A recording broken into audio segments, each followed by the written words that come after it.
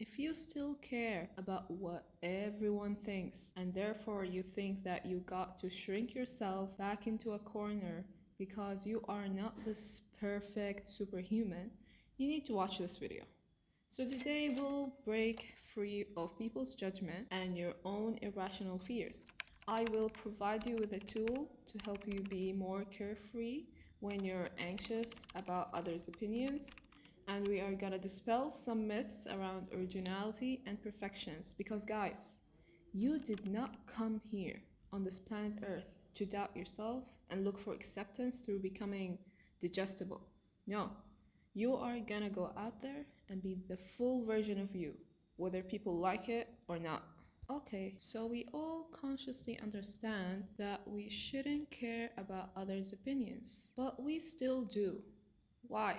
Because that's in our psychology. So instead of fighting hardwired biology, we are gonna develop some tools to help with it. So one problem that makes us care too much about what others think of us is that they do think of us. Most people out there just tell you to let them go because those people are some kind of losers that don't have nothing better to do with their lives. And yeah, that is true to a certain extent, but also not. And that's why whenever I am in the middle of a decision and my hyper focus is on someone else's opinions, I like to employ this tree chart. And you do it with me. Like right now, actually. Think of a choice you'd like to make and pause during each question. So, first ask yourself, are they for real watching you or judging you? If no, go for it, babes. You got nothing to worry about. And if they're actually judging you and watching you, then it's time to move on to the next question. Do they like you, the person that's judging you, or do they care about you? And if it's a no, then let them be. Don't let them haters drag you down to their levels. But you know, sometimes those people do care about us, like our loved ones. And so if you answered yes, they do love you and care about you, ask yourself, do you know the person really like that? And if no, then they're kind of like a fan to you. You can't let a fan control your life and decisions. And if you answer yes, you do know them well, then that person must love you and probably doesn't want to control you. The best course of action in this case is to have a direct conversation with them, especially if your decision has an impact on them in a certain way, whether it's big or small, okay? And if you still find it difficult, I need you to remember, just because you got negative feedback that is true about you doesn't mean that the conclusion is correct. What I mean is, if someone understands holistically your decision and you think it's great, but the other person thinks it's awful, that doesn't mean the other person is right about it. You are the only you, the only person on earth that understands and can fully see you is you. People have different tastes, projections, traumas, experiences. Yeah, it is important to keep an open mind and seek advice, but there comes a point where you gotta trust yourself and put yourself first. You are the priority, not them. It is better to do what you want to do and fail at it than to do what others want you to do and live in regret of what could have been if you just prioritized yourself. And if you're still struggling because asking for what you want is scary and brings all those negative emotions, then I understand. You know, making a decision for yourself is scary. Sometimes the people in your life just don't want you to succeed. They just want you to drown in with them. They start calling you selfish and take your own life decisions way too personally.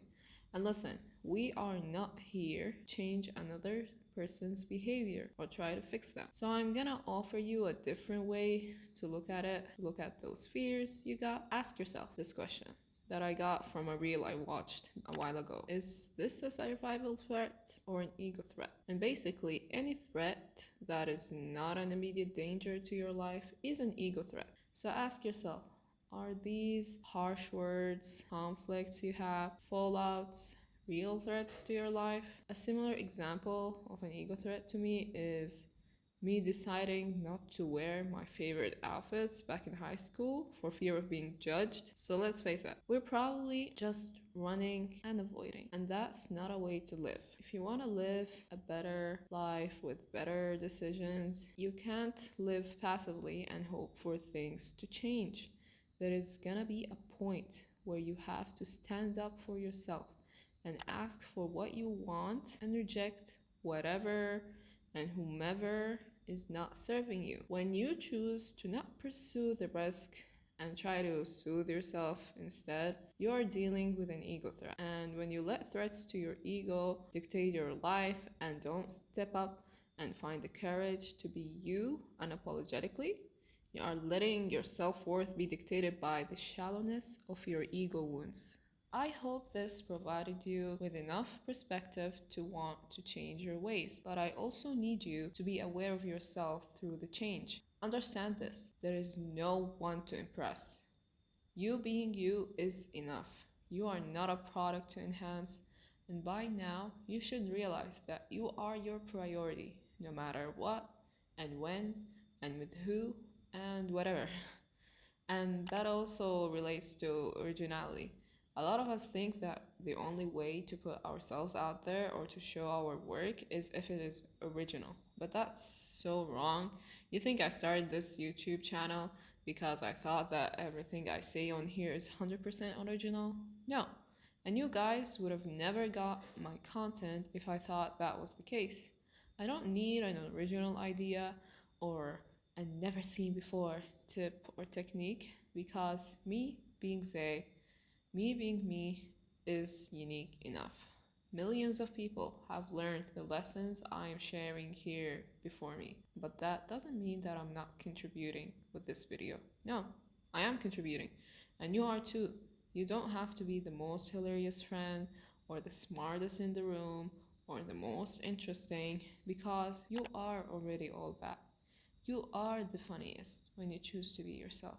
You are the most educated person when it comes to your own experiences, thoughts, and personal endeavors. And we need more perspectives out there. Who knows who could benefit from something you said or a work you put out? You might touch someone's heart. And even if you don't think that's the case, doesn't it feel great to just be yourself and be surrounded by people who mirror you back? Doesn't it feel like amazing to finish the personal project you always wanted to see in real life, even if no one ever sees it? I bet it'd be nice to let all of that off your chest. I know it is. It is very nice to have this YouTube channel, even for myself only. Whatever excites you the most, do it. Don't wait for someone else's permission. Don't let your doubts convince you that you're less than the next person. No one is your enemy, and whoever wants to be is not worth the time. So now we're gonna wrap it up with some action. I want you to do all of these small steps to help you become more assured in your decisions. So first, download the You Do You tree that we discussed in the beginning of the video. Use it whenever you want to make a decision, but you're afraid of scrutiny. Next, write this down. Is it a survival threat or an ego threat?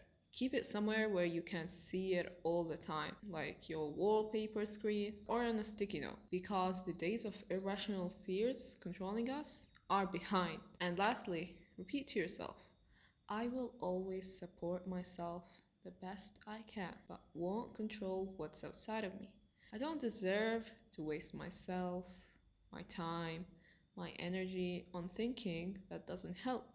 And lastly, I deserve to go after whatever excites me the most right now. And if you're still having trouble with going for what you want, there might be some deeper stuff going on. And I got the perfect two-parter for you to help you work on thoughts and beliefs that are limiting you without even realizing. Let me know if these helped you. And see you again, my loves. Bye bye.